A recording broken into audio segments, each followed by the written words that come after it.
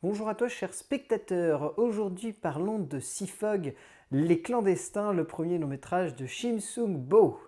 L'histoire, on va suivre celle du capitaine Kang, qui est le propriétaire ou en tout cas l'employé d'un groupe de chalutiers, et qui essaye depuis plusieurs années de racheter son chalutier pour faire en sorte qu'il puisse continuer à pêcher, alors que dans cette période-là, visiblement, il y a beaucoup de gens qui essayent de racheter les chalutiers pour les envoyer à la casse.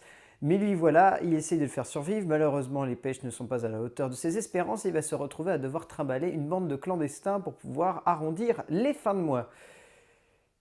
L'histoire est assez simple et il vaut mieux ne pas aller plus loin puisqu'au bout de 45 minutes de film, il y a un énorme twist qui vient contrebalancer tout ça et qui vient remettre totalement en cause ce qu'on a pu penser du métrage jusque-là. C'est un très grand film dont on a affaire là, c'est clair et net. Shim Sung-bo, c'est dans son premier long métrage, mais Shim Sung-bo est surtout un disciple de Bong Joon-ho, plus connu pour avoir fait The Host et dernièrement l'excellentissime Snowpiercer. Et donc ici, Bong Joon-ho fait office de producteur exécutif, mais surtout de co-scénariste, sûrement pour racheter sa petite dette qu'il avait via Shim Sung-ho, dans le sens où celui-ci l'avait aidé à co-scénariser Memories of Murder. Et donc, pour le coup, les deux hommes sont co-scénaristes. Bong Joon-ho est producteur exécutif du film de Shim Sung-bo. Donc là, on a clairement affaire à un film de filiation et c'est clair et net, Shim Sung-bo ne s'en cache jamais. On est dans les mêmes thématiques que Bong Joon-ho, on est dans la même relation au niveau scénario qu'autant de la mise en scène de ce point de vue-là. On est exactement dans le même univers et c'est ça qui marche. Bong Joon-ho est surtout connu pour avoir, entre guillemets, révolutionné à sa manière le cinéma de divertissement, surtout en Corée du Sud, puisque l'intérêt de ces films, c'est avant tout qu'ils ont un pitch de blockbuster. The Host est un film de monstres et Snowpiercer est un film post-apocalyptique de survie. Mais ces deux films-là ont l'excellente idée d'y mêler des thèmes purement intimes et personnels. The Host mêlait des thèmes parentaux et familiaux, tandis que Snowpiercer mêlait des thèmes sociaux et économiques, et de ce point de vue-là, ce réalisateur est un des grands auteurs modernes, il n'y a aucun doute là-dessus. Shim Sung-bo, de son côté, donc c'est son premier long métrage en tant que réalisateur, et pour un premier long métrage, c'est assez impressionnant, il faut bien le reconnaître. Au niveau de l'écriture, il est donc aidé par Bong Joon-ho, il est donc lui aussi scénariste, et le scénario est vraiment excellent.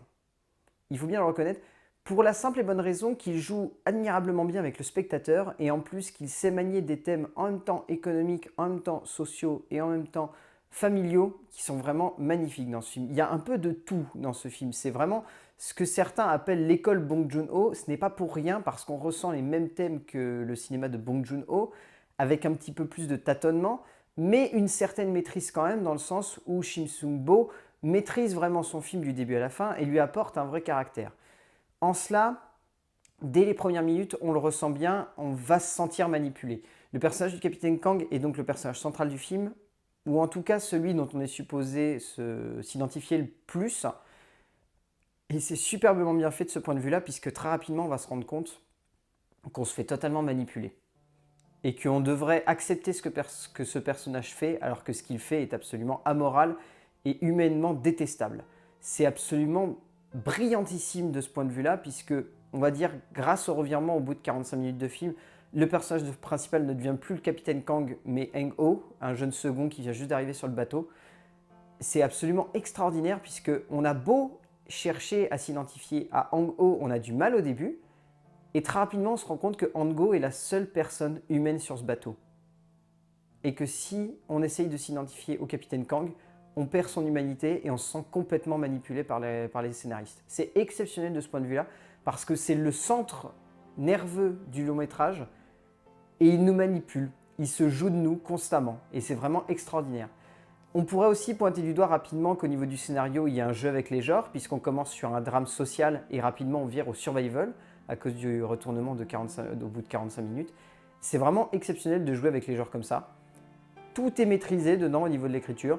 On pourra toujours reprocher un manque de profondeur des personnages secondaires, mais ça serait vraiment tatillonné, parce que voilà, ça reste un détail. Ça reste un détail parce que ces personnages secondaires sont quand même très bien écrits et ont vraiment un caractère qui leur est propre. Au niveau de la réalisation, donc là, Shim Sung-bo, il a vraiment fait un travail exceptionnel au niveau de la réalisation puisqu'il a énormément de styles et il les utilise avec énormément de finesse pour créer toute une ambiance à mi-chemin entre le film de genre pur et en même temps le drame social qui recherche l'humanisme là où il devrait y avoir que du réalisme. Dans le sens où sa mise en scène est souvent en caméra à l'épaule, sa mise en scène est souvent proche des corps, et on pourrait se dire, ouais, c'est la solution de facilité, c'est quand on a envie de donner du rythme, mais ça sert à rien. Là non, puisque ce réalisme que la mise en scène apporte va parfois toucher de près ou de loin le surréalisme carrément. La fameuse scène où justement il y a la sea fog du titre, la brume de l'océan, quand elle recouvre le bateau, la mise en scène reste en caméra à l'épaule, mais là Shim Sung-bo a l'idée merveilleuse de la rendre beaucoup plus fluide, beaucoup plus délicate, presque onirique. Et de ce point de vue-là, ça apporte vraiment beaucoup de force et beaucoup de justesse à ces séquences-là. Et c'est tout ce qu'il y a tout le long du film, c'est-à-dire cet hyper-réalisme par le biais d'une caméra à l'épaule, mais qui dégage de la poésie, qui dégage de la sincérité, qui dégage de l'émotion à travers les actions des personnages. Et de ce point de vue-là, c'est vraiment superbement bien fait, il faut bien le reconnaître. Au niveau des couleurs, il y a un très beau jeu avec le bleu. Et au niveau aussi, à certains moments, il a tendance à vouloir utiliser une caméra qui va tourner autour du pont avant. Et ça apporte beaucoup de force parce que ces plans-là sont des plans en même temps à gros budget, puisqu'ils mêlent effets spéciaux et mise en scène simple. Et en même temps, ils sont terriblement élégants et ils parlent beaucoup en eux. Ils veulent montrer un grand groupe de personnes sur un petit bateau. Et ces plans-là ont tendance à nous le rappeler, qu'ils sont tout petits, que finalement ils sont quasiment rien en fait sur ce bateau. Et de ce point de vue-là, c'est vraiment très très élégant. Au niveau du casting, alors là malheureusement il faut sortir les notes, quasiment tous les acteurs sont vraiment excellents dans ce film. On pointera surtout du doigt Young Seo-kim, donc qui joue le capitaine Kang, qui lui est exceptionnel et qu'on avait déjà vu dans The Chaser, où il interprétait le rôle du méchant, où il était vraiment excellent, où il arrivait à être surprenant et en même temps très simple. Et là il est pareil, il est surprenant et très simple. Il apporte beaucoup de force au film et il lui apporte toute son ambiguïté et toute sa difficulté narrative et émotionnelle. Donc Hang-oh, c'est Yoo Chun-park qu'il joue, qui est vraiment excellent lui aussi. Et on retient aussi Yeri Han, qui campe la jeune femme que Hang-oh va essayer d'aider, qui est vraiment excellente elle aussi. Enfin, tous les acteurs sont vraiment excellents dans ce film parce que c'est compliqué de tous les nommer, mais ils sont tous vraiment bons parce que même le casting secondaire apporte énormément d'émotion à ce film et énormément de force. Donc ouais, tous les acteurs sont vraiment à retenir. Donc oui, dans l'ensemble, Sea Fog, Les Clandestins, c'est un grand film qui malheureusement est distribué dans peu de salles et qui, tout comme Snowpiercer d'ailleurs, comme tous les films sud-coréens malheureusement, ils sont très mal distribués, c'est triste, mais bon, c'est le sort qui guette beaucoup de films asiatiques. Mais lui, en tout cas, il dégage vraiment quelque chose de particulier, quelque chose de fort, une inventivité et une patte artistique qui sont vraiment inédites et qu'on aimerait voir de plus en plus au cinéma. Donc ouais, Sea Fog, Les Clandestins de Shim Sung-bo, c'est vraiment un film à voir en salle. Si vous avez l'occasion, foncez, ça vaut largement le coup, vous n'allez pas du tout perdre votre temps, c'est un film exceptionnel.